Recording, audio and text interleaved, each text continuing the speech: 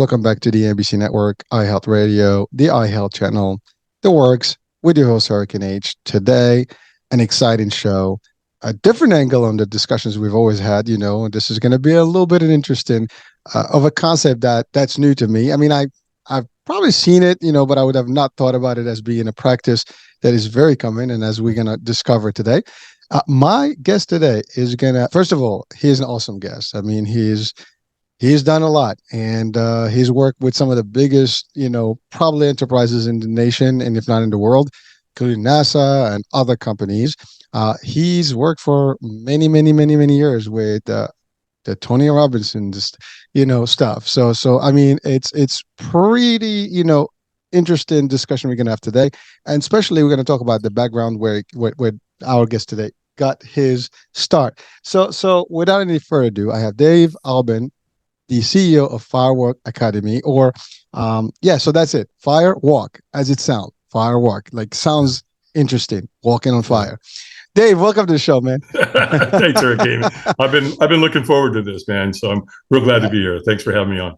Well, no, my pleasure. Well, so first things first. I mean, I read your bio, and it's pretty impressive how live, plays in our world today, right? Everybody's got a story. Your story is pretty interesting, and many can relate to that story, especially in your early days, and where you wound up and how things turned out, and then how you stumbled into something that made a difference, that changed your life, and it got you to where you are today. So that's really where we're going to start. Sure. And by the way, you and I had a brief discussion. I love what you had said, and we want to highlight today that, what we're doing here is a legacy to really share with people and inform people. So Dave, your story started a long time ago when you were, I believe, 11. 11. Well, even just before I was born, it really started there. All right, that's more interesting. Let's talk about that. Sure. What happened, Hurricane, was a couple of months before I was born, my biological father, we don't know exactly what happened to him, but he hurt his head. And to save his life, they put a plate in his head. Well, it also caused a tremendous amount of pain. And he used to say to my mom all the time, I don't know how much longer I can take this. And sure enough, man, two months before I'm born, he turns to mom and says, hey, I'm going to the grocery store. We never saw or heard from him again. So we don't know. We can assume that he probably took his own life because, again, he was in a lot of pain from the plate they'd put in his head. So when I'm born to a single mom. She already had 2 boys. She's living with her mother, my grandmother, in a 1-bedroom apartment in Hollywood, California. And we had another cousin living with us. So it was a pretty packed house. And, my mother came from, and I have no problem saying, the greatest generation that's ever walked this planet. Her and her family and her generation went through the Great Depression. And then, of course, when World War II came around, guess what all the women were doing while all the men were off fighting the war? The women were doing everything. Literally, they built jeeps, tanks, munitions, all of it. My mother, my biological mom, was known as Rosie the Riveter, right? And what that meant was she built airplanes for McDonnell Douglas. And so they were a badass bunch of women, man. And without them, guess what? You and I aren't talking right now because the women did everything. I always love this idea. Can women do this and can women do that? Are you kidding me? They can do everything. So that's what I was born into. Well, mom was working at the Roosevelt Hotel. It was a very famous hotel in Hollywood. And she was working her butt off. But it wasn't enough. There was way too many, mouths to feed.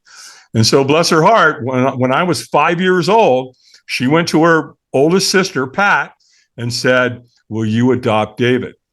And her husband, Bob, they said yes. He was a highly decorated officer in World War II. He was career military, Army, National Guard.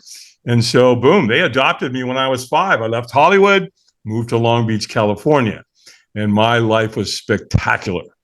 Because dad was pretty, he had a really good job and, they were smart and they budgeted and they knew what to do with money. And we did a lot of camping when I was a kid. We used to go to Yosemite, Big Bear, Lake Arrowhead, Lake Havasu, you name it. We went there.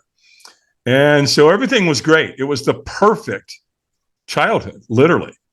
And then on the first day of summer, 1964, I'm up early, right? It's summer, man. It's the first day. You know that, like, right? You're all excited. You got your whole summer off. You're going to be doing all kinds of stuff.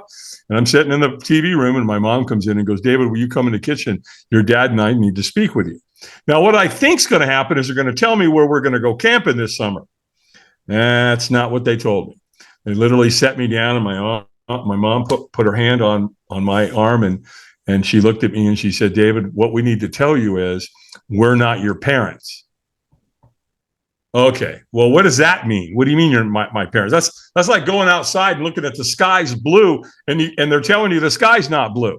Well, it looks pretty blue to me, right? And so that was a really rough moment, trying to process them telling me that they're not my parents when they've been nothing but my parents my whole life, as far as I can remember, right? Because I got adopted at 5. So I have little thoughts about things that had happened before that, but not much.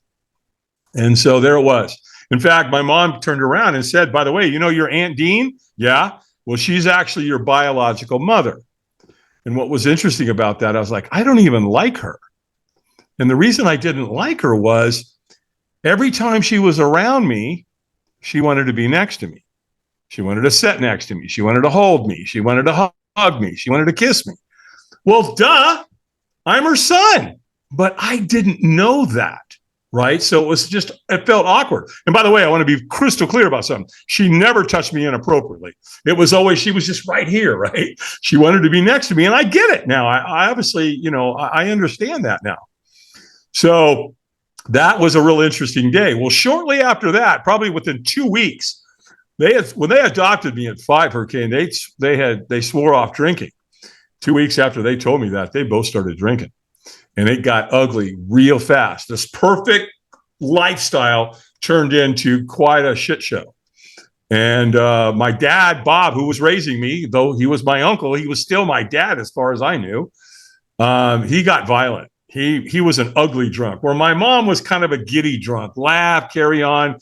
She wasn't, mean or nasty. She was just obnoxiously drunk sometimes. And so that got ugly fast. And they went to the grocery store one day. Now, back in those days, you could leave your kids home. It was no big deal, right? In the 60s, so what? You leave your kids home. They're 11, so what? Right? You call the neighbor across the street and say, "Hey, Joanne, Bob and I are going to the grocery store. David's at home. If he needs anything, can he come knock on the door?" "Well, yeah, sure. Tell him to come over. Tell him to come over now. We'll fix him a fried bologna sandwich," right? That's what we ate back then when we were kids. So when they left, I knew where the booze was. They were hiding it in plain sight. And so I went over to the cabinet, opened it up, pulled it out, and it was brandy. And it was a half gallon of brandy.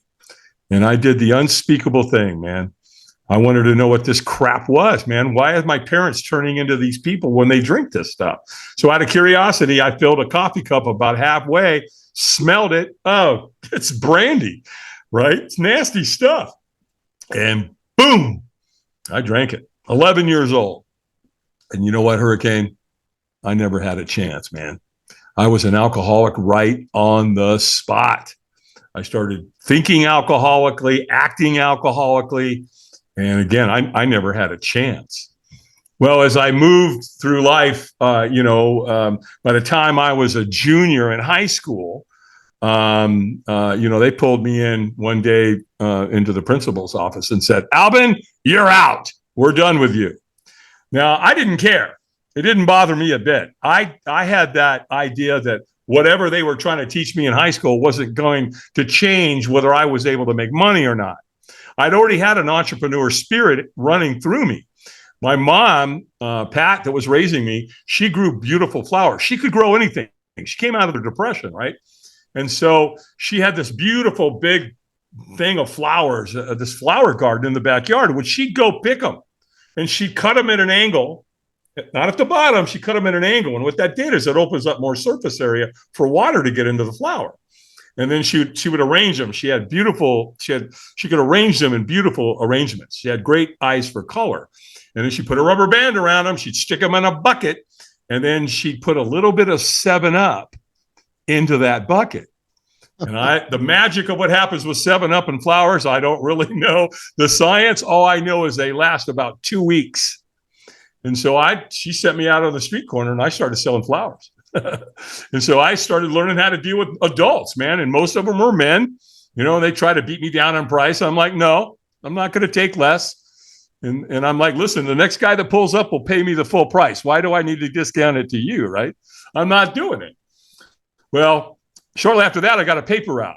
And if you know anything about a paper route, you are an entrepreneur. You are in business for yourself. 7 days a week, go pick up your papers, fold them, put a rubber band, put them in your saddlebags, load them on your bicycle, and go deliver those bad boys. And if you did a good job, they'd tip you. And so I love my paper route. Then, wasn't finished there. I lived right across the street from a golf course. So here's what I learned about golfers when I was a kid. They suck. They're just all over the place, right? Well, I would ride my bicycle around the perimeter. And guess what I would find? These little white things that turned into money. So I'd collect them. I'd go home. I'd wash them up, get them nice and clean. I'd go back to the golf course. I'd go into the trash can. And the boxes that they came in, I would take them. And then I'd go back and I'd arrange them. I'd put like all the Max Flies, the Titleists, the Wilsons, the Dunlaps. I'd go back into the parking lot of the golf course and sell them back to the golfers, right? So my belief system at a very young age was, and still is, there's plenty of money out there. Go get it. And so that's, where my entrepreneurial spirit started, was at a very young age. Well, when I got kicked out of high school, I literally went and got a job that day in the largest grocery store in the state of California. And I went into an apprentice program shortly after that. And I became a retail clerk, which was part of the Teamsters Union, the truckers union in California. So by the time I was, 17, 18, I was already making over $8 an hour in 1972. I went out and bought a brand new Mach 1 Mustang. I mean, I was doing it. Now, the other thing too is that I was making good money, but it was also feeding my addiction because, I worked the night crew at the grocery store. And so I was taking a lot of amphetamines. And again, by the time I was in high school, I was doing hard drugs, heroin, cocaine, you name it. I was doing it and I was drinking like a fish.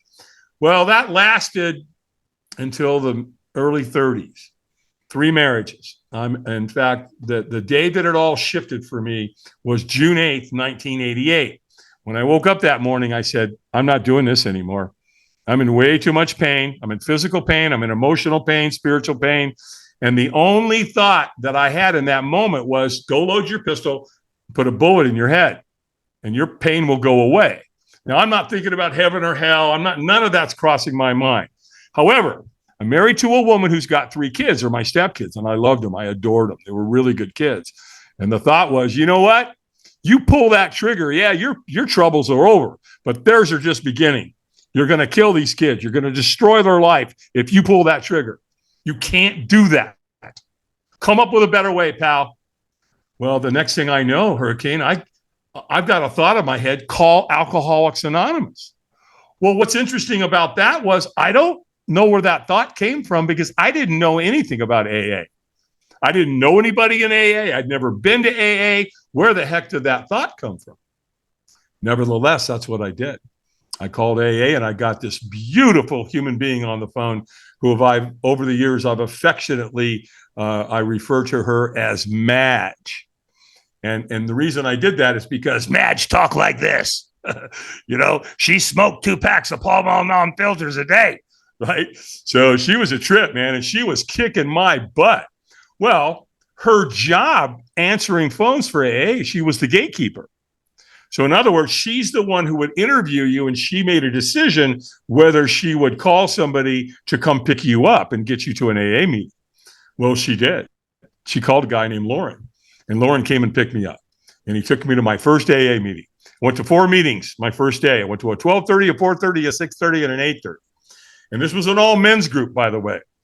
And so when I was there, they gave me a big book of Alcoholics Anonymous. It's called the Big Book. It's what it's called. And on the front cover of the page, they wrote, before you take that first drink, call one of us. And they put their first name and their phone number. And they and they handed it to me. Well, the next day on day 2, my phone rings at like 8 o'clock in the morning. And it's John from AA. And I answer the phone. He goes, "Hey, Dave, good morning. It's John from AA. How you doing this morning?" And I'm like, "Are you kidding me? How do you think I'm doing? I want to kill somebody. And I might start with you for calling me at 8 o'clock in the morning." And John's a really cool guy, right? He's like, yeah, I hear you. No big deal. He said, "Listen, man, I know where you live. We talked last night. Here, let me do this. Let me come over. Let me pick you up. Let me take you to breakfast. And I'll take you to an AA meeting." And that's how it started. I'm threatening this guy, and he comes and picks me up and loves me when I couldn't love myself and took me to another AA meeting. Well, after 2 days, it turned into a week. And after a week, it turned into a month. Then I got one and once I got to a month, I got one of these, a medallion. It said 1 month of continuous sobriety. And then I got one for 2 months, 3 months, 6 months, 9 months, 1 year. And this last June 8th of this year, Hurricane, I picked up one that says 35 years. So I never had another drink or another drug after my very first AA meeting. Well, what happened there was at the same time I'm getting sober, I had insomnia. So I was up late at night all the time. Well, there I am, 3 o'clock in the morning one night, and there he is, Mr. Enthusiasm, right? A young Tony Robbins is selling personal power on an infomercial through Gunthy Ranker Corporation. And I couldn't stand him, man. He's all motivated, and I'm like, and I'm not motivated, right? I'm in a lot of pain. But he said a couple of things that got me. The one thing he said was up front, he said, "We'll do more to avoid pain than we will to gain pleasure." And I remember thinking, well, my God, that's why I drank. I was drinking and using drugs. I was either, trying to get rid of pain or I was trying to chase pleasure, right? So it made a lot of sense to me. But here's what really got me. He said the driving force in our life, the way we make decisions, is that we do it out of inspiration or desperation. And I'm like, man, I'm pretty desperate. Maybe I should listen to this guy. So I bought his program, Personal Power. It's a 30-day program. So they send it to you and it comes up in a big box, right? And it comes on these little white things. This is 1988, by the way. Came on these little white things called cassette tapes, right? Some of your listeners aren't going to know what those are, right? You got to look. I got a few of those somewhere. Yeah, you got a few, right? You aged yourself, didn't you? It's all good, baby. Yeah, right. So, yeah, if you go to the Smithsonian, they're right next to reel and 8-track tapes. So, anyway, I plugged them in. I went through the program. I did what Tony taught me to do, and it worked. And so I started making a lot of changes in my life. I was in a bad marriage. I had to get out. I had to start planning my exit strategy. I started losing weight. I started working out. I started my own business. I started a chauffeur school in Washington, D.C. And so things were really, really looking up, right? I'm sober. I'm living my life one day at a time. I'm helping other alcoholics achieve sobriety. I'm now getting immersed in the personal development industry, and my life was changing so quickly I couldn't even tell you. And then one of my buddies was like, he's in AA. He's like, "Dude, what's going on with you, man? Something's weird. You're all motivated and you're getting all this done." He said, what's going on? Something outside of AA. And I said, well, yeah, I'm very grateful to be in AA. And I've been listening to this guy named Tony Robbins. And he goes, "Tony Robbins? I know who Tony Robbins is. I bought his book, but I never read it." I was like, okay, well, how often does that show up in your life, right? And so I go, "Look, man, I've got the program. It's on cassettes. I've gone through it. I'll loan it to you if you promise me you'll listen to it." He said, "Absolutely, I promise." So he did. Well, 7 years later, we're in 88, 89, 1995 comes around. Dan calls me on the phone like a little kid, like we're going to go to the county fair with excitement, calling me. He's like, "Hey, man, did you know Tony Robbins is coming to town?" I'm like, "No, of course. I don't have any idea." And he's like, "Dude, come on. You've got to go with me. You got me into this guy," right? So I'm like, "Fine, I'll go. Yeah, I can go." And he goes, "Great. Let me call you back."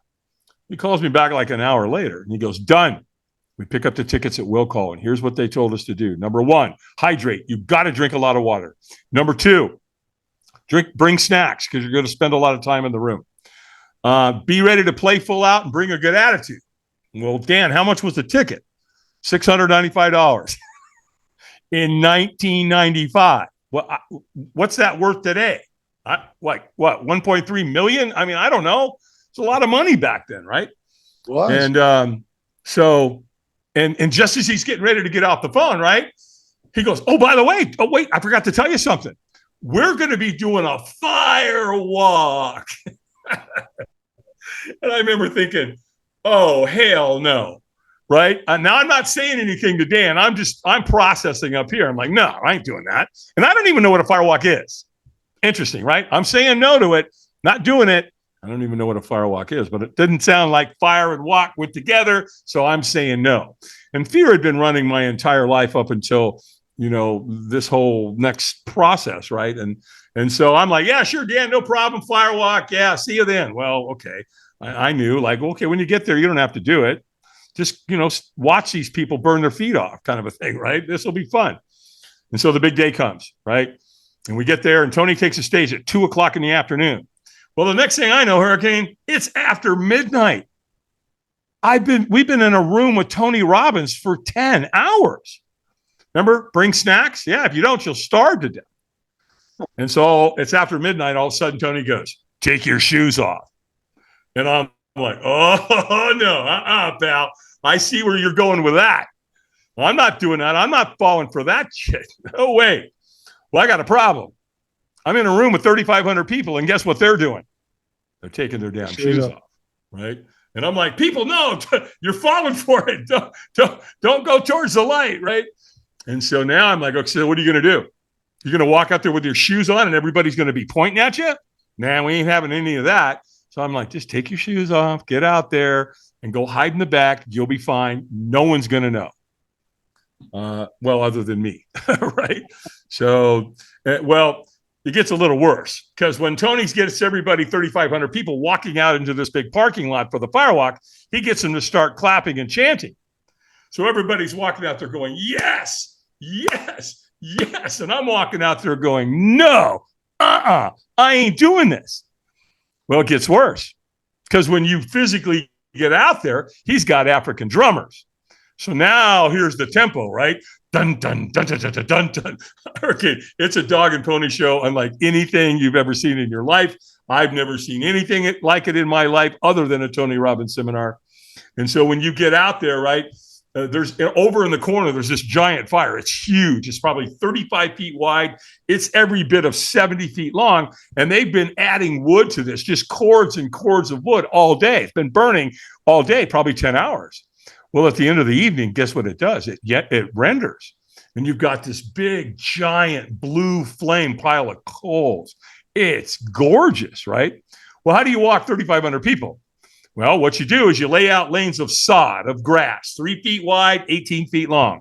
You take wheelbarrows over to that big pit. You load those coals in steel wheelbarrows. Then you bring a wheelbarrow in between those two lanes of sod. And then you take a flathead shovel and you sprinkle those coals on top of that grass. And that's what you walk up, right? Well, I'm having none of it. I am all the way in the back as far as you can get away. Well, Tony Robbins knows that the reason he chose Firewalk is because he knows it's one of the most life-changing paradigm shift experiences on earth. And he doesn't want you to miss it. So he knows there's people like me, right? He knows where we are. We're hiding in the back. So what does this guy do? He trains people to come find you. So I'm nestled in the back thinking I got it all figured out. Nope, I sure don't. Next thing I know, here comes this guy. And he makes eye contact with me. And I know Robbins taught him, when you make eye contact with these people, don't take your eyes off them. And so now he's just coming at me. And I'm thinking, what? Hey, dude, no, I don't think so. And so he gets like 20 feet from me. And he looks at me really funny, like there's something wrong with me, right? Which there was. And he said, "Hey, man, are you okay?" And I'm like, "Yeah, sure. All good here, man. Move along. Nothing to see here." And he says, "Well, hey, man, are you going to walk tonight?" And in a really nasty voice and tone, I said, "Absolutely not. What do you think I'm hiding back here for?" Right? And all of a sudden, here's a stranger, man. I don't know who this guy is, Hurricane. I don't. I wish I did. because that guy right there asked me one question and it changed my life forever. And, I wouldn't have gone on to, work for Tony for almost 20 years. Google, NASA, Notre Dame, Virginia Tech, Microsoft, Heineken, next thing you know, I'm on the Y.M.C.A network podcast, right? And without him, I'm not here. And he said, well, wouldn't you at least like to watch? And I thought, yeah, I would. I'd like to go watch these people burn their feet off. Let's do that. That'll be entertaining. And he says, well, listen, man, you can't see anything from way back here. And he's right. He's telling the truth. I got 3,500 people standing in front of me. I can't see anything but a wall of people. So he said, look, just get in line. Right? Just get in line, and eventually you'll get up there where you'll be able to see it. And so I did. I took the bait. Okay, he's telling the truth. And I got in line. And all of a sudden I'm walking along, and I'm just kind of, and remember, the drums are going, people are chanting. Now they're firewalking. And so when they get to the celebration end, they're screaming and yelling. It almost sounds like they're getting hurt, but they're not. They're screaming. They're exhilarated, right? It's unbelievable. So the drums, the clapping, the chanting, the screaming, and I'm walking along, and all of a sudden this guy comes up to me and he whispers in my ear and he goes, he knows when you're ready. When he says go, you go. And pew, this guy just disappeared into the night, right? I'm like, what was that? What was that about? That's just bizarre. Well, I'm walking along, and all of a sudden I get to a point. I got 1,000 people in front of me. I still can't see anything, but I can see at an angle. And Hurricane, they're doing it. They are walking on fire. Every race, every creed, every color, they're doing it. And now I'm so mesmerized. I'm in a trance. I'm staring at this, watching this. It's kind of like, you see a car accident. You're not supposed to look at it, right? But you can't take your eyes off it. Well, that's kind of what's going on. And I'm watching. All of a sudden, boom! Guess where I am? I'm at the front of the line. Yeah. And now I'm staring down at that fire lane, and the coals are there. They're bright red. There's a wheelbarrow there. I can feel the heat coming off of it. And my heart is pounding so hard. I know it's going to jump out of my chest.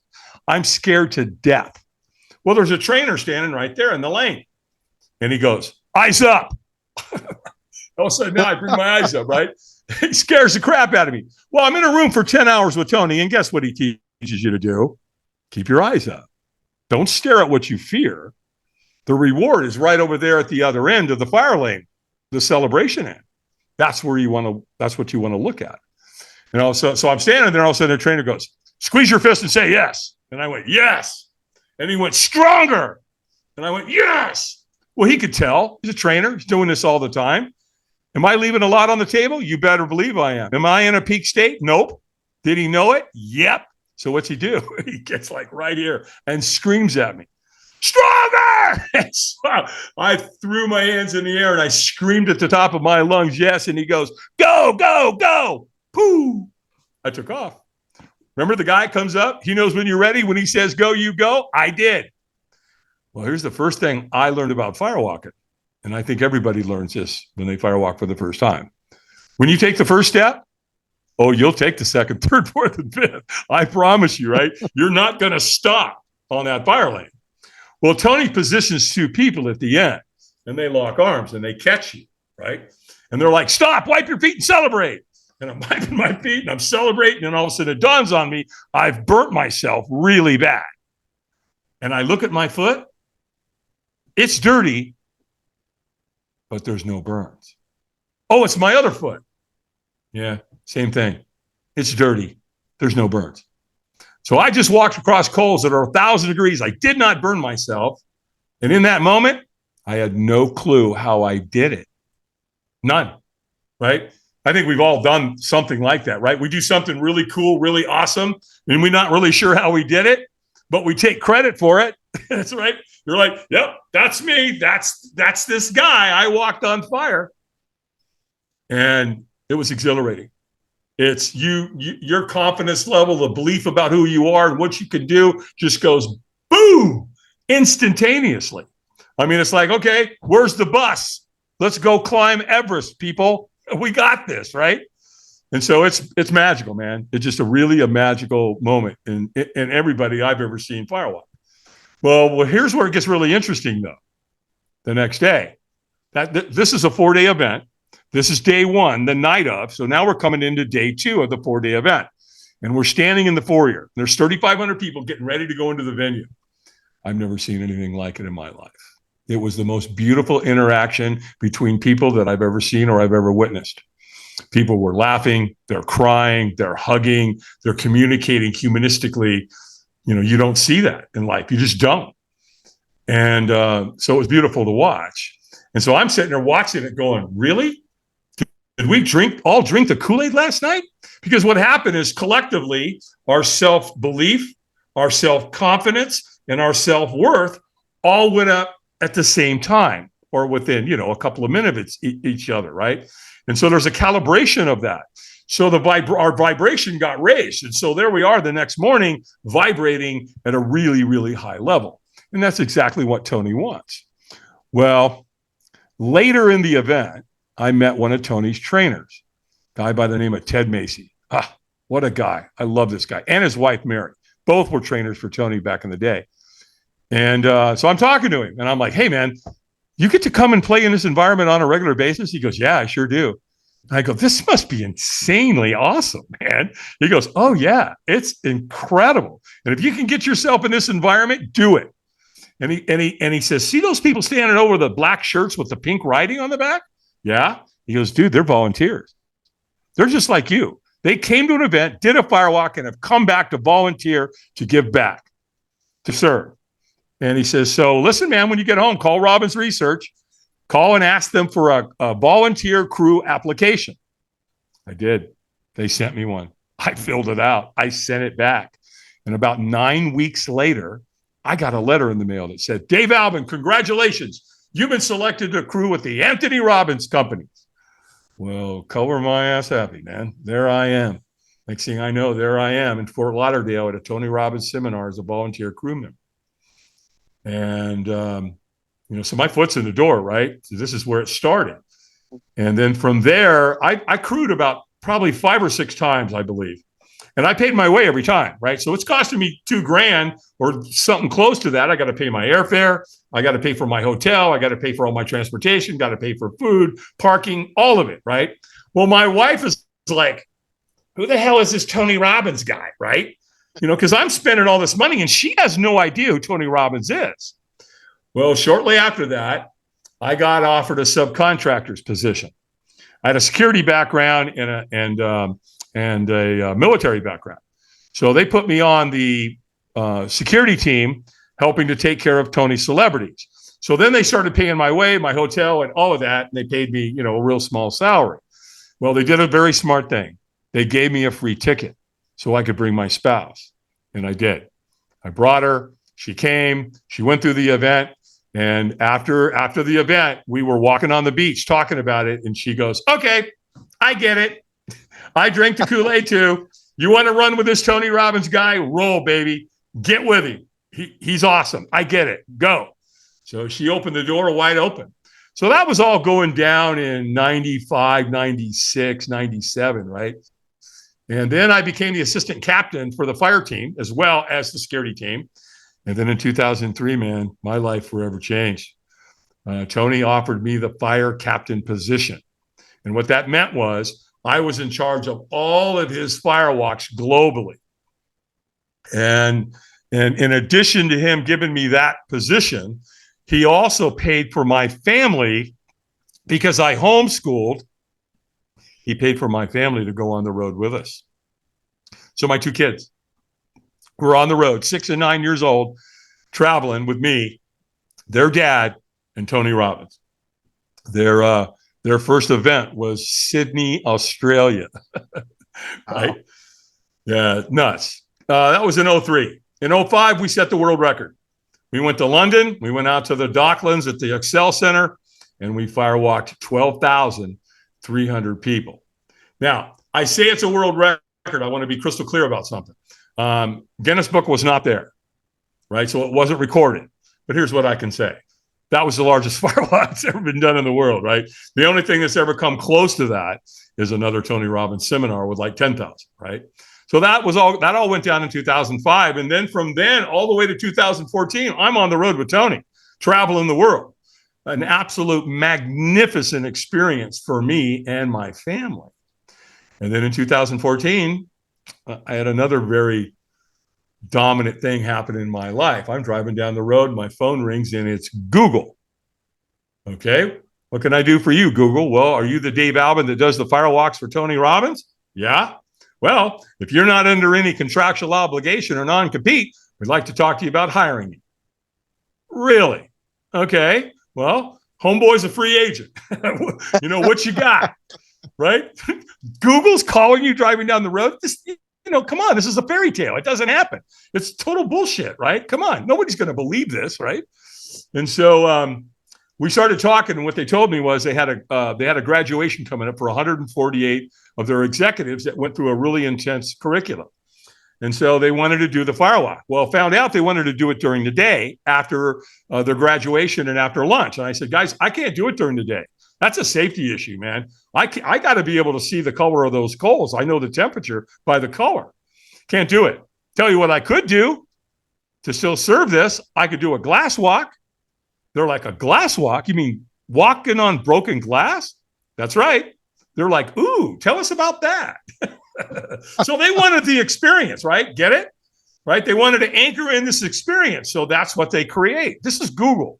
They know what's going on. They know how to change people's lives. They know that what doesn't challenge you doesn't change you. This is Google, for crying out loud.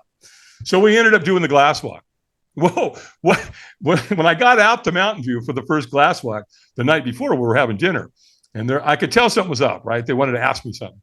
And finally the girl goes, Dave, can we ask you a question? And like they were a little reluctant in asking me. I said, yeah, of course, you can ask me anything. They said, well, there's a clip in a movie we'd like to show before we bring you on stage. I'm like, okay, what is it? They said, there's a scene in Die Hard where Bruce Willis has to run across the broken glass and his feet are all bloody. Can we show that? And I said, you're my kind of people. Heck yeah, show it. It's going to scare the hell out of them. And they said, well, there's one more thing.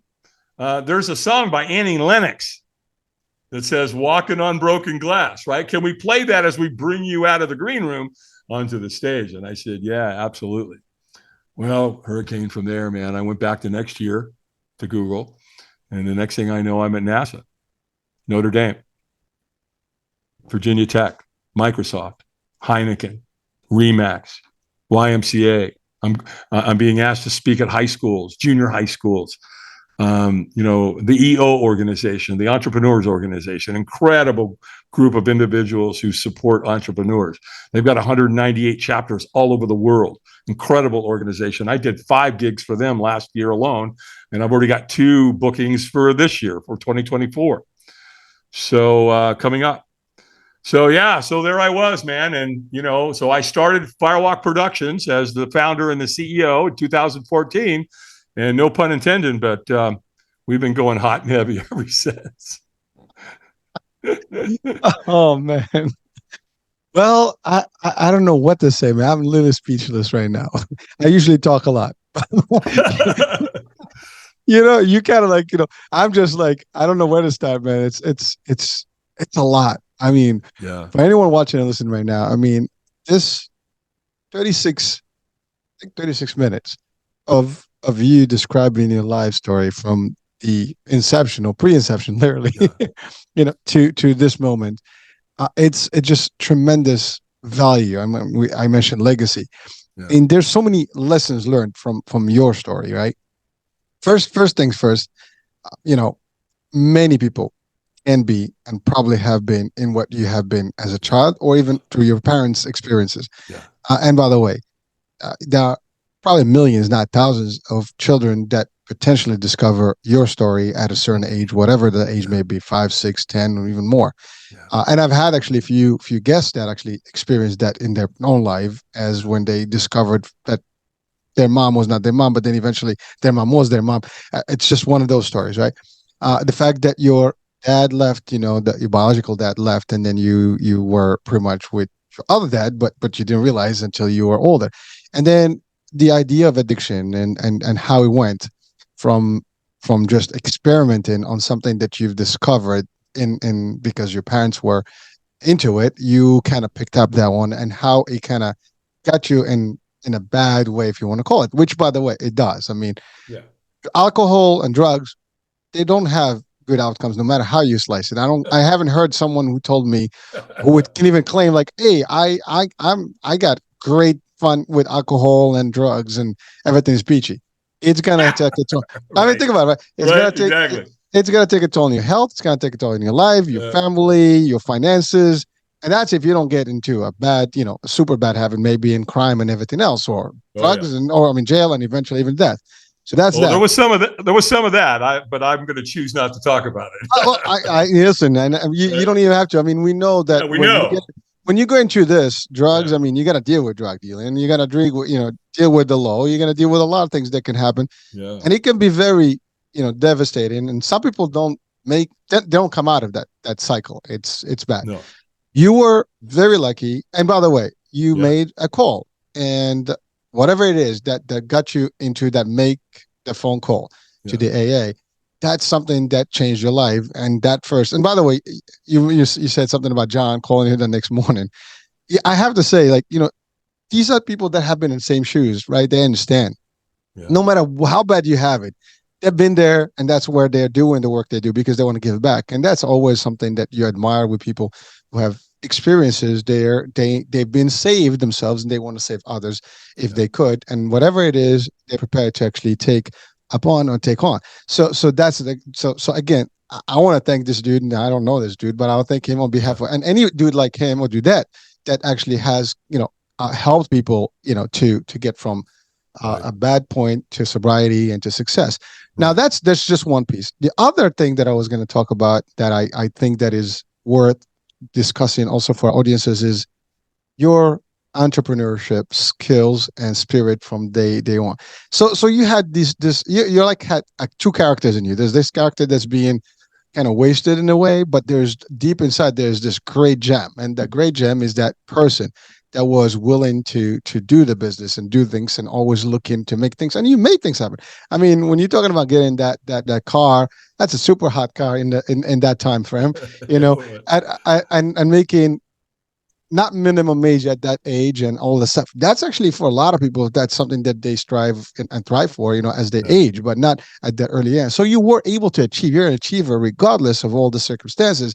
And that's another element that I want to highlight is that there are people that will find any excuse about circumstances, and there are people that no matter what circumstances, they'll still thrive no matter what. And they'll find ways. You did find ways. You didn't sit there and like, oh my God, life sucks. What the hell? You took some steps, and those steps led to other steps and so on and so forth. This is the thing that we need to be aware of, folks, as you watch or listen to the show. You just got to take that first step. And believe me, it's going to lead to a second, third. You're going to go right. You're going to go left. You never know who you're going to meet.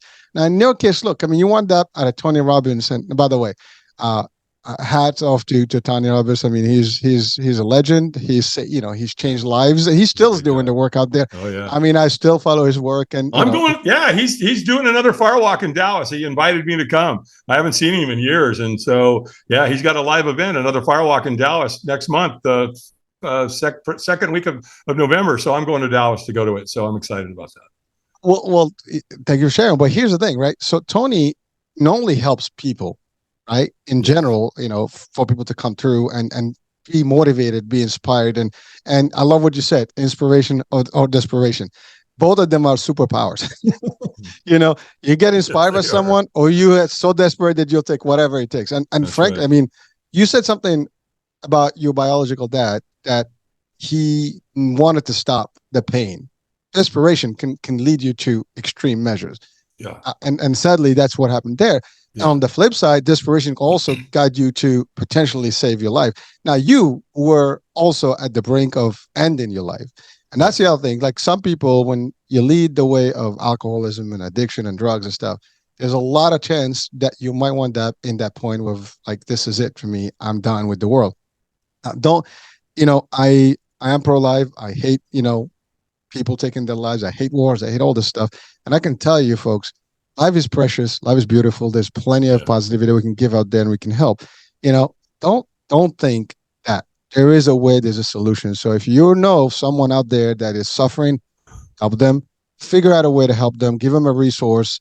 I mean, not just 988. I mean, there are resources out there. You have AA, you have other organizations that help. You got podcasters out there are talking and doing the talk. You have books and so on. There's therapy. There's all kind of stuff that can help people. But if you see someone that is not in a good place, reach out. Don't say like it's not my business, because that's really sometimes where people, they don't find anybody to support them. I was talking to someone on another show, and an example he gave was that this dude was also contemplating, end of life stuff, and he was just talking to someone, and that person did not answer them.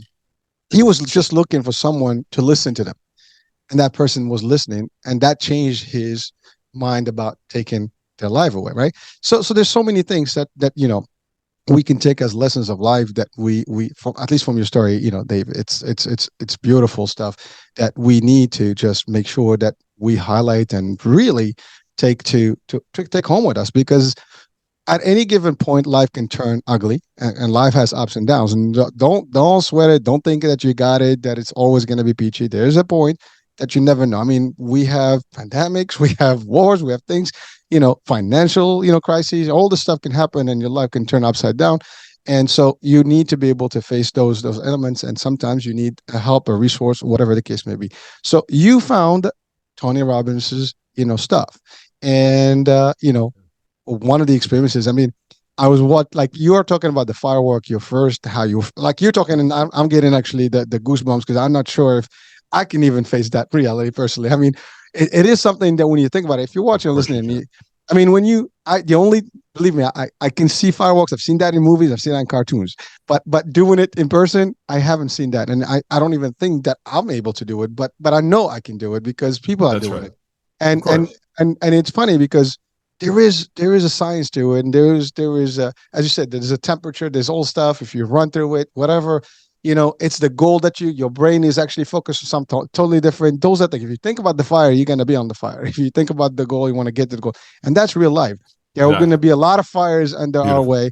And metaphorically speaking, there's a goal that you go after. And no matter what the fires that are under your feet, you're going to go over them. You're going to just run through and you're going to pass. That's just another way to look at it. But the fact is, it's just unbelievable. Now, that changed your life. But not only that, it changed your life in perception and in achievement and result drive, and all that stuff. But also, you just happen to have some background that allowed you to be part of that experience. And here's the thing: another thing you said that's powerful that people can take from this show today. You volunteered, but you see, you volunteered, but you put money. I mean, sometimes you volunteer, you don't get paid, but you don't put any money. But you not only volunteered, see, you invested. People may think like, why am I going to do that stuff? You gain twice. You gain through the experience and the giving back. And you also eventually proven success by being there over and over. You were noticed. You were given a shot at the next level. At the next level, eventually you became the captain worldwide. That gave you the whole world experience. I mean, even your family now has been taken, around the world. And that's a great thing for your kids. By the way, homeschool is a great way to, sometimes to teach. Nothing against the schools, but if you're really on the road, there's going to be a very difficult thing to do it, alive. So that's a great way. But it's also an experience for your children, and for that purpose. And then you learned this art that you've developed yourself, and now here you get Google. I love what you said.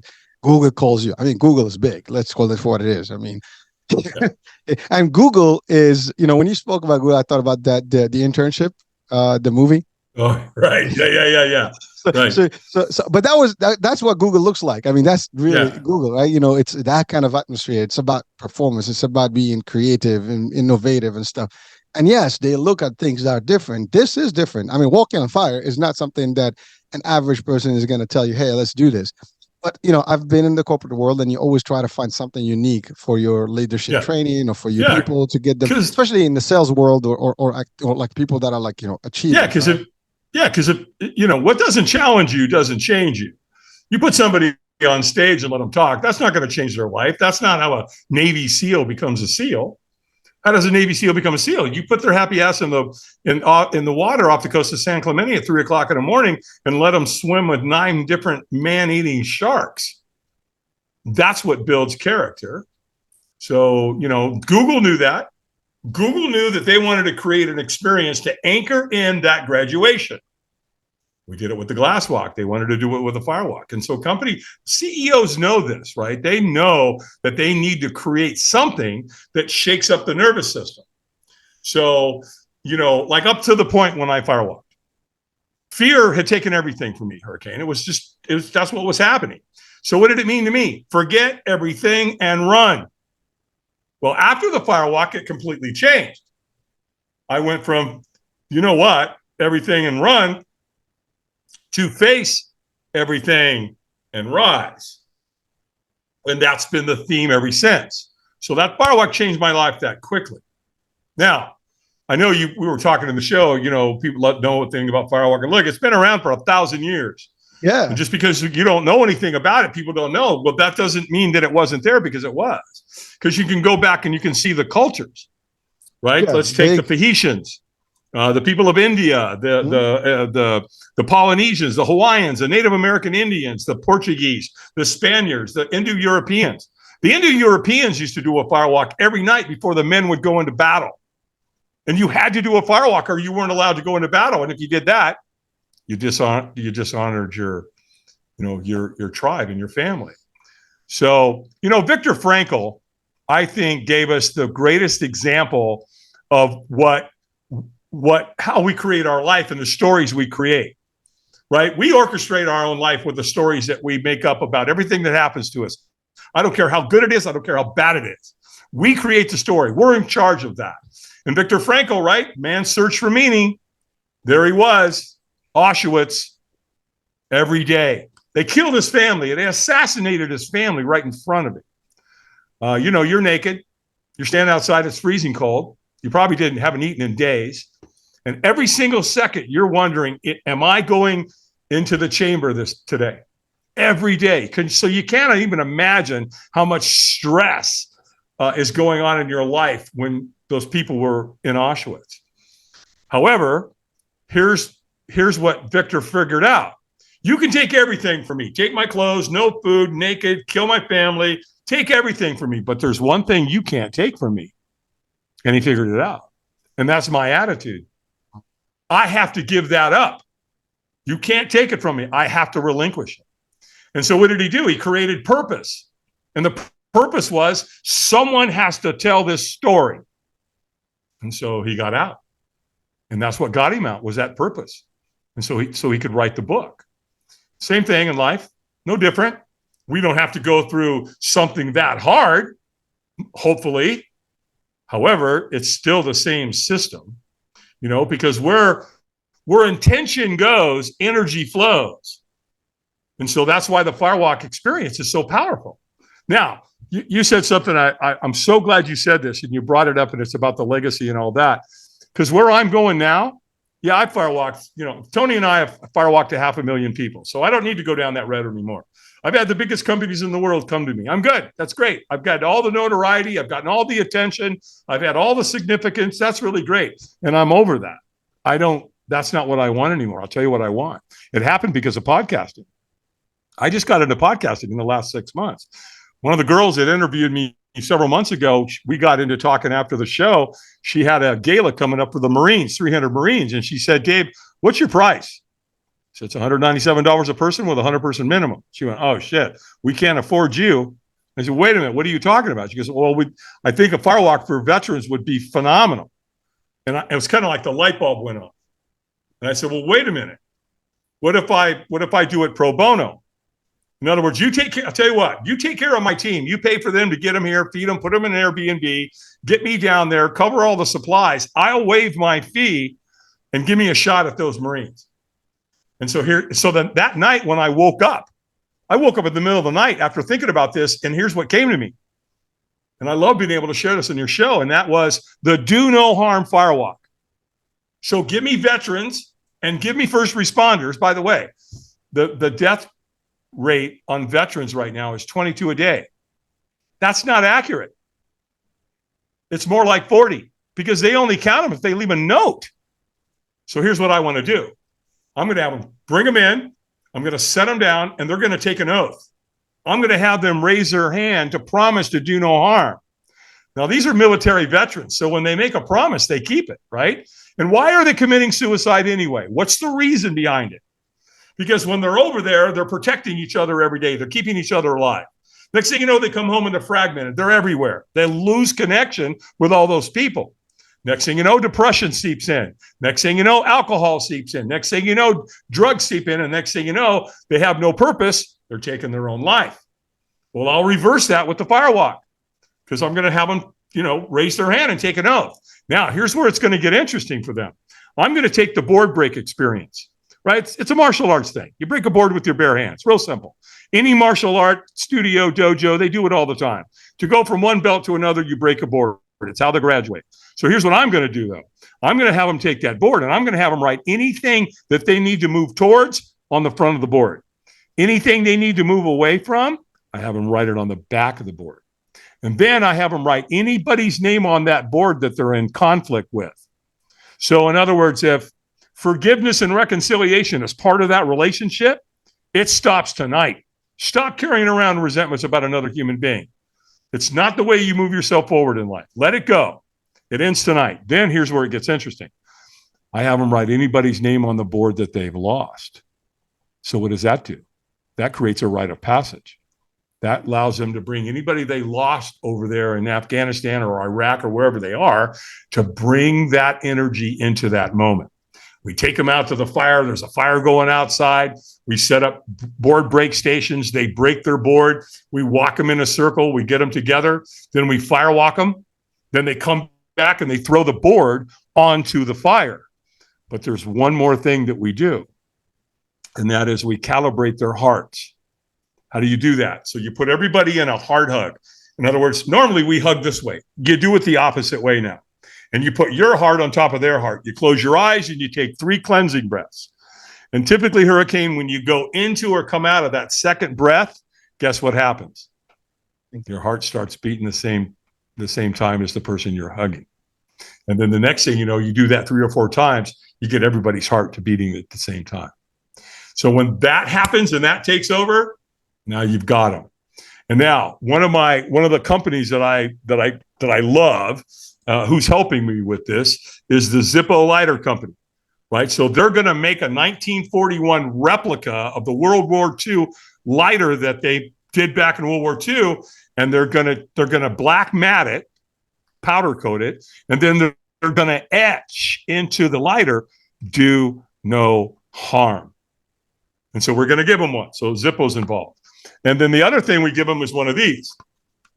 All right. So these are the calls from the Firewalk. So it would say on here, I did the Do No Harm Firewalk in 2024. So they'll have these as well. The other thing we're thinking about doing too, which we're going to do actually, is we're going to give them a medallion, just like I got an AA, that says, we're going to put some stuff in there that talks about their oath, that they promise to do no harm, right? And then we get them into doing other things. Number one, when you transform somebody's life like that, what are they going to do?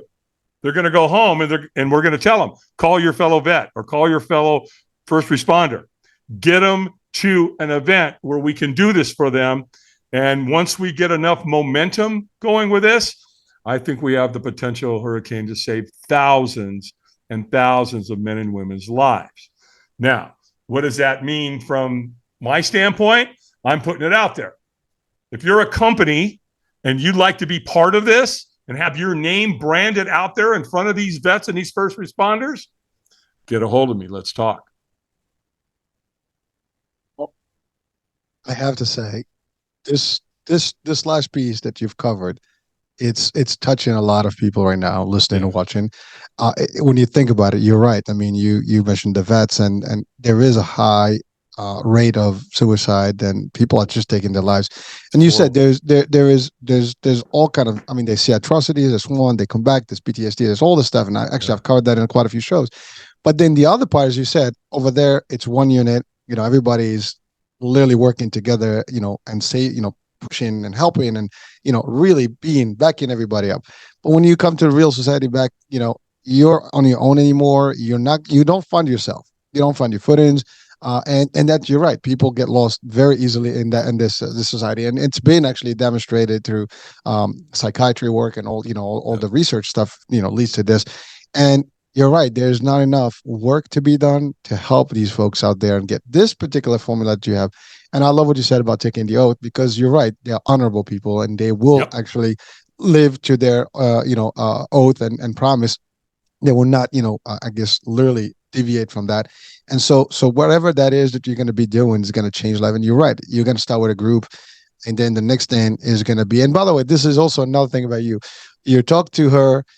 She said, we can't afford it, and then you turned that into an opportunity for Yeah. these folks, and then it created a whole different idea to help so many people and build a legacy that potentially it will be the next level of Firewalk and stuff. And I love It will be. the concept of board. I mean, I'm in the martial arts. I do break boards, and I Right. can tell you, it is fulfilling when you actually just go through that thing and just Yeah. get it out. And that's the other thing. Like you want, and I love what you said. You got to put all the negative in there and just dump that stuff, in the Yeah. Get fire. it Like out. that's it. You got to get that stuff from your chest, and that's actually a lot. Veterans, no veterans, people hold on to a lot of bad stuff inside. We have resentment. We have all kind of negative stuff that we, literally accumulate over time. And the best people are the people that have none, no grudge, nothing. You did bad to me. Good luck with life. I'm not going to seek revenge or avenge anything, Yeah. or like, Absolutely. wish you bad karma as it is. We'll take care of business on its own. But I don't want to be holding to that. That's not going to anchor. It's just going to drags you down, and you will be drowned into it. It's going to get all those feelings, and those feelings Yep. potentially would hurt you. And then if you get into it, now you're like literally like bad, in a really bad position and shape. We don't want that. So I love that concept. So Well, first of all, I commend you for thinking about it, for yeah. for Thank the you. idea itself. Well, one of the things in AA's helped a lot with this, Hurricane, for sure. One of the things that's interesting about AA, right in the middle of the 12 steps and the 12 traditions, in the preamble, it says, when anyone anywhere reaches out, I want the hand of AA to be there. And for that, I'm responsible. Well, I took that real serious, because that's exactly what John did to me. He was committed. He was all in, 100%. Yeah, I threatened him, and yet he still came and picked me up and took me to breakfast and to an AA meeting. So, I'm a real intense gatekeeper when it comes to that. So that's a big part. The other thing you were talking about too is I learned in AA, and it's in, I think, chapter 5 or chapter 6. It talks about the spiritual axiom. And what they talk about there is that we leave anger for those that are more qualified to handle it. Alcoholics don't handle anger very well. And it says that if you have a problem with a person, a place, or a thing, guess what? The problem's you, because you decide whether you're going to get angry or not, right? So I say all the time, how do you want to change your life? You want to change your life, change your story. I trick people. You can imagine. So, like when I'm on stage, I put a picture of a guy behind me, and it's a guy by the name of Eric Weinmeier. And so the picture is pretty obviously, obvious. The guy standing at the top of Mount Everest. And so I kind of wait. I'll talk for 20 minutes, and I'll say, hey, anybody in the audience out there who can tell me where my buddy Eric's standing? And you'll hear somebody always say, Mount Everest. That's correct. And I want you to tell something else about Eric. That dude right there has climbed the 7 highest mountains on 7 continents on this planet, including Everest, and he got to the summit of all 7. Now, put that boy on a mountain bike, he'll tear it up. Put him in a kayak, unbelievable going down a river. But there's something I want you to know about Eric. He's blind. So you know what? I don't want to hear your bullshit. None. 0. If a man who's blind can climb the 7 highest mountains on this planet, then guess what? Whatever you've told yourself about why you can't have something, it's a story. You made it up. So the bottom line is, you want to create a story about your life, create a masterpiece. And so, it's a beautiful, and it messes with their head back.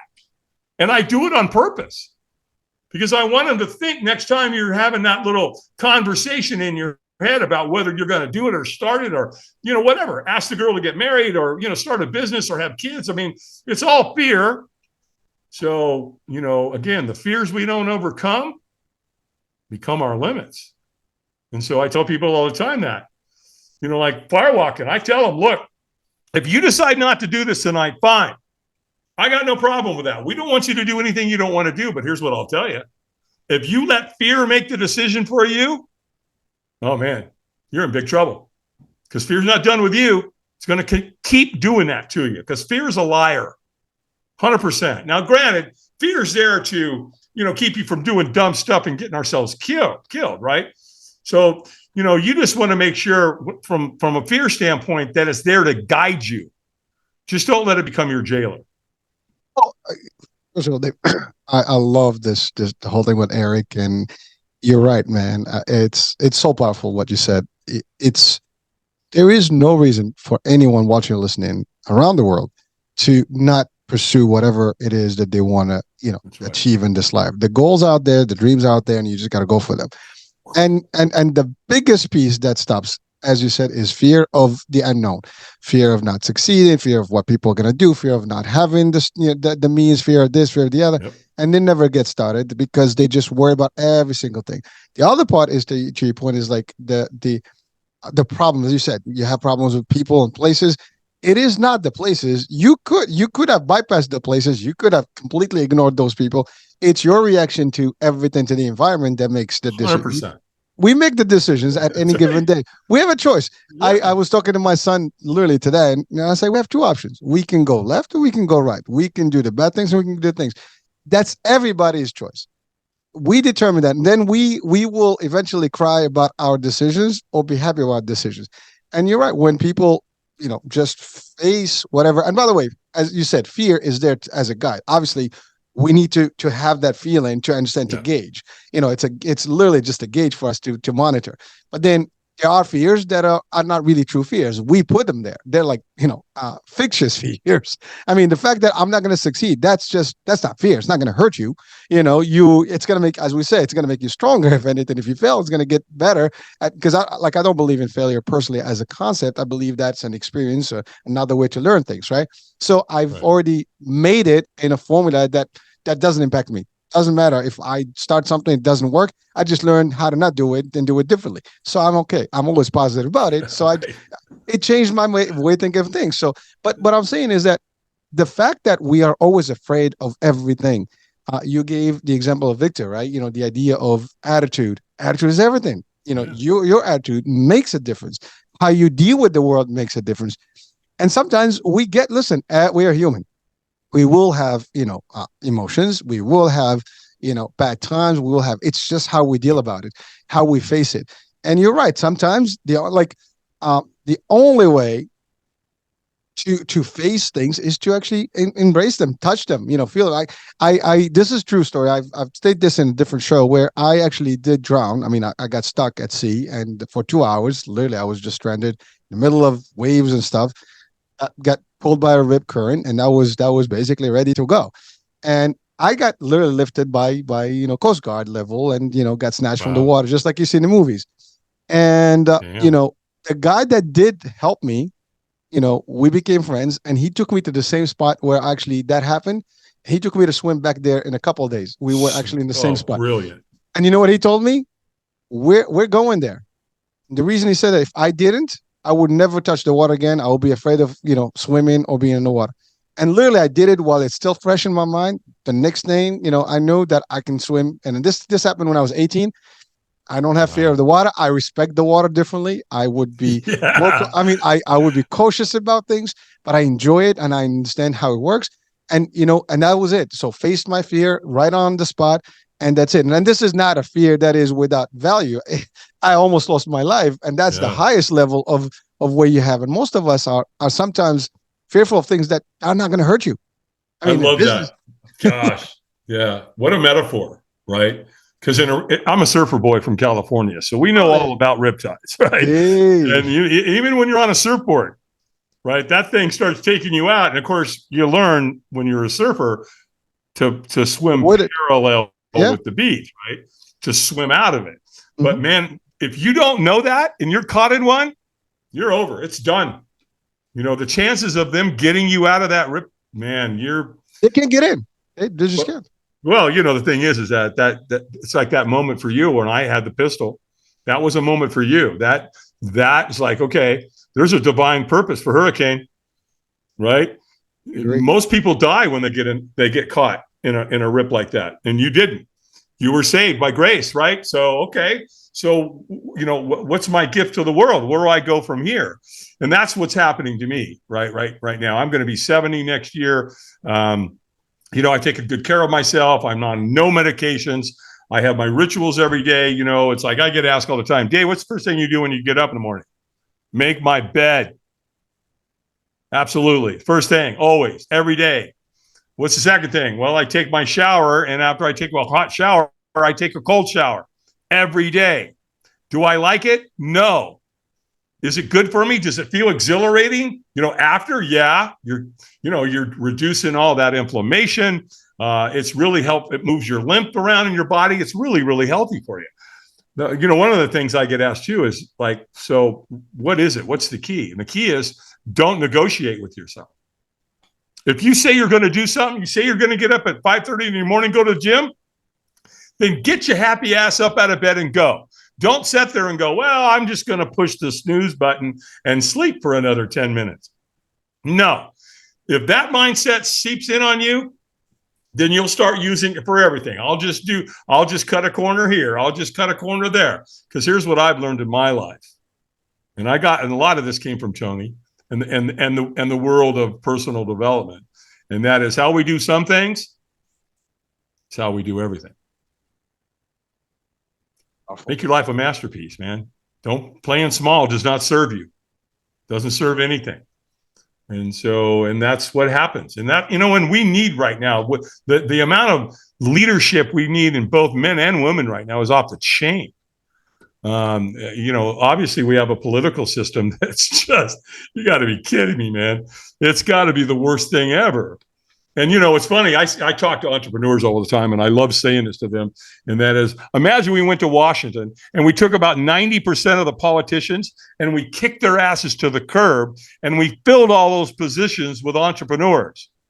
Hell, the whole world would be solved by Thursday, right? Because entrepreneurs, you're right. I mean, we know how to fix stuff. We know how to get stuff done. Beautiful thing. Again, listen, you touched on a couple of things here. I know we're over the hour, but you know what? Hell with it. I love this. So first of all, why try to stay with politics? But I can tell you what you just said is spot on, because you're right. Politics is a game at best. It is a political game, and you have to play the angles and this and the other and this bullshit behind it. Now that's their world. But you're right. Instead of dealing with that, and you have a business entrepreneurship, mind. It's all about solution, about, creativity, about making things happen, and just more opportunities. And that's it. As opposed to who the blame is, who's that pushing this one, the other one. And that's really what the game is. It's all that, and it's all about self, preservation and things like that. In business is leadership. We get it done. That's it. There's no possible, I don't know how to do it. We'll figure the hell out of it. You come with a solution, don't come with a problem. The problem happens, you can't do anything about it. What happened? Let's figure out what happened. Let's avoid that. Let's find.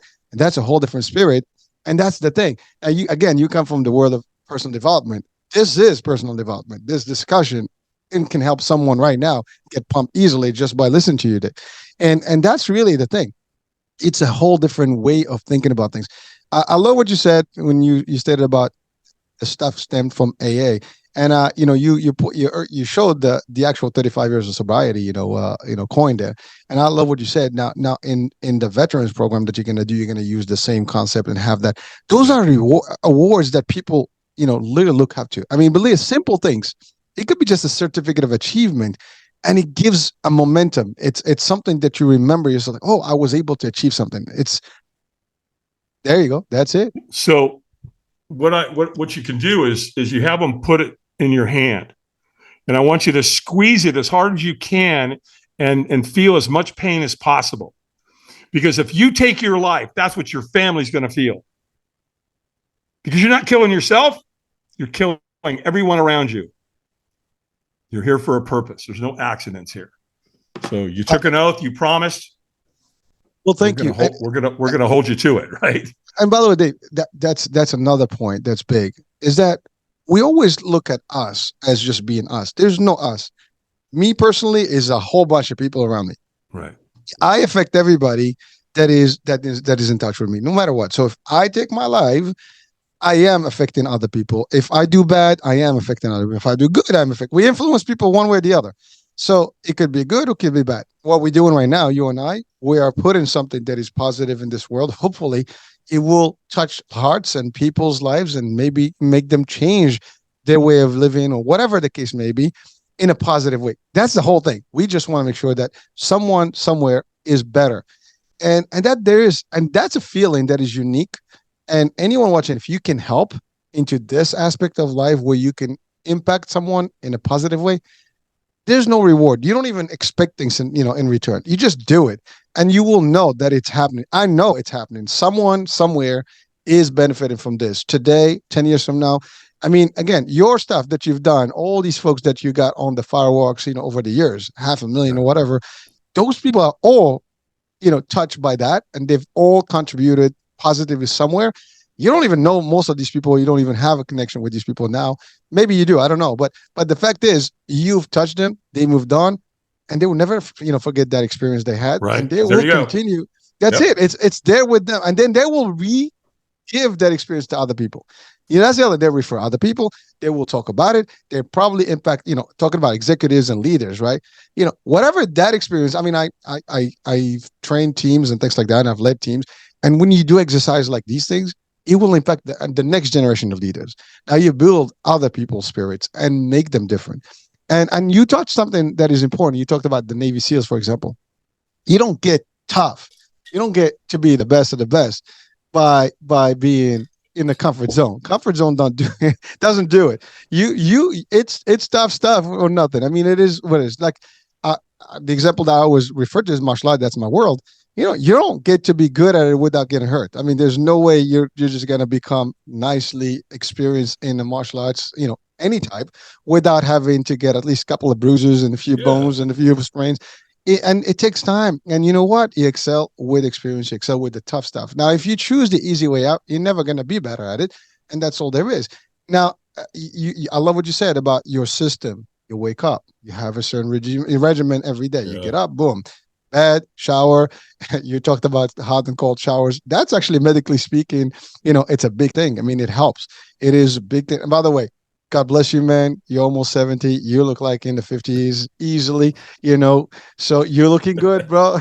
All I have to say, whatever it is, it's working. Keep it up. And I hope that, I get contagious. I get your contaminated, whatever. Give me some of that stuff, man. Give me some of that. I need that, right?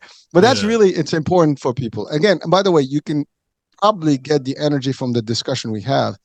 This is also something that keeps you motivated, keeps you positive, keeps you healthier physically and mentally. Every time you hear something like this, at least me, this is like you listen to Tony Robbins, I'm listening to you, and to him through you now, and because there's a part of his legacy with you as well. When you think about these things, right? It just keeps going and it pumps people, and I'm getting pumped. I'm sure I'm going to pump some other people, and I'm going to take this and I'll be using some of this stuff in a different discussion. And that's how it is. We all kind of feed off each other and help each other in a positive way. And we can do that. And there's a lot of you out there listening, watching that can do exactly that by taking this information, sharing. And by the way, as Dave said, if anyone has a circle of veterans and wants, or you're in the corporate world and you want to be part of this experience, do reach out to Dave, and I'll have the link, to Dave's connection, so you can connect with him directly. And listen, let's help people and help ourselves as well. And, keep some positive in this world. That's all I have to say. Absolutely. Dave, I know we've exceeded time, but with the hell with it, as I said. So any last words of wisdom you want to keep our audiences today with? Sure.